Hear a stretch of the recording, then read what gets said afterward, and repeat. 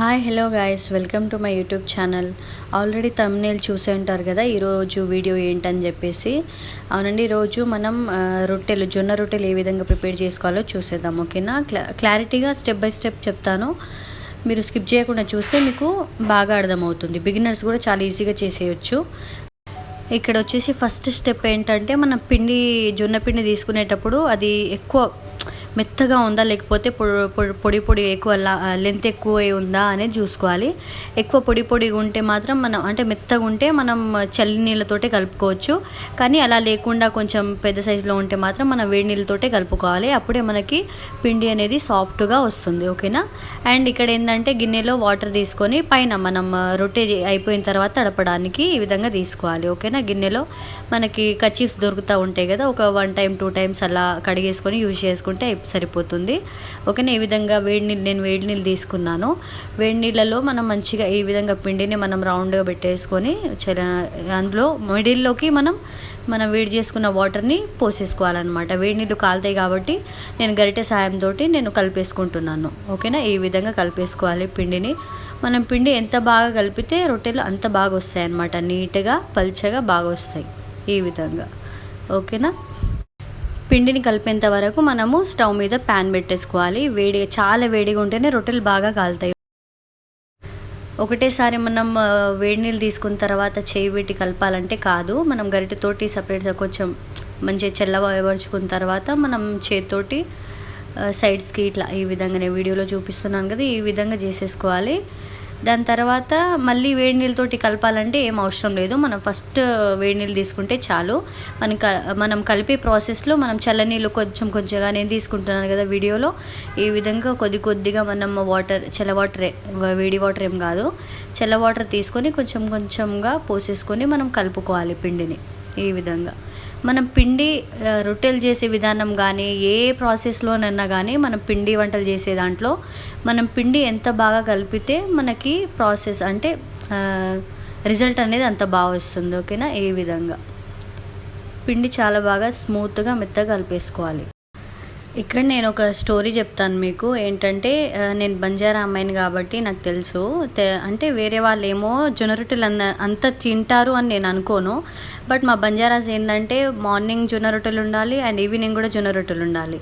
అలా ఉంటేనే హెల్తీగా ఉంటామనేసి వాళ్ళు అనుకోవడం కాదు, చాలా గట్టిగా కూడా ఉంటారు బంజారాస్. అంటే వేరే వాళ్ళని తక్కువ చేసి మా వాళ్ళని ఎట్లా అని కాదు, కానీ ఏంటంటే వాళ్ళు బాగా తింటారు కాబట్టి గట్టిగా ఉంటారు, అలా అని చెప్తున్నాను. అండ్ మా బంజారాస్ ఏంటంటే అమ్మాయిలకి పెళ్ళి ఈడొచ్చేంత వరకు వాళ్ళకి రొట్టెలు చేయడం వచ్చి ఉండాలి. రొట్టెలు చేయడం వస్తేనే పెళ్ళిళ్ళు జరిగేవి అప్పటి కాలంలో, ఈ కాలంలో లేవు. మన బంజారాస్ ఎవరైనా ఈ వీడియో చూస్తూ ఉంటే అవునా కాదా అని చెప్పి కామెంట్ చేయండి. ఓకేనా? ఈ విధంగా నేను లాస్ట్ వరకు కలిపేసుకున్నాను కదా పిండి, ఈ విధంగా సాఫ్ట్గా వచ్చి ఉండాలి పిండి.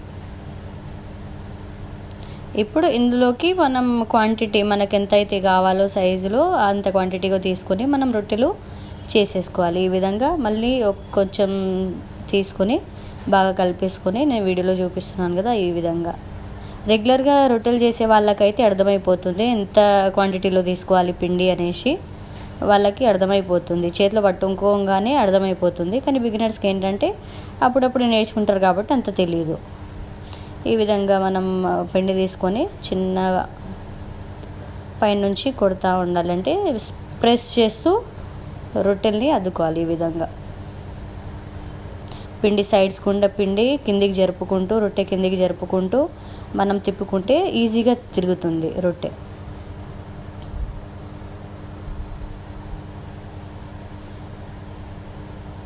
కొందరు గట్టిగా చేసేసుకుంటారు, నేనైతే మెత్తగానే చేస్తాను. పిండి మెత్తగా చేసుకునే చేస్తాను.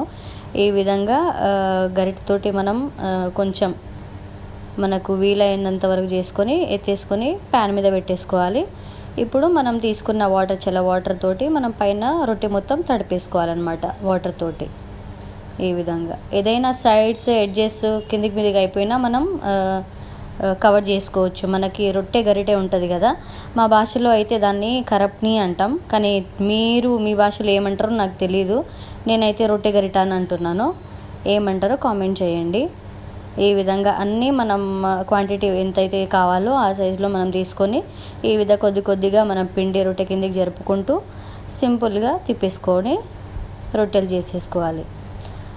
ప్యాన్ ఎంత కాలితే అంత బాగా రొట్టెలు వస్తాయి అన్నమాట. రొట్టెలు బాగా కాలితేనే, జొన్న రొట్టెలు బాగా కాలితేనే టేస్ట్ ఉంటాయి.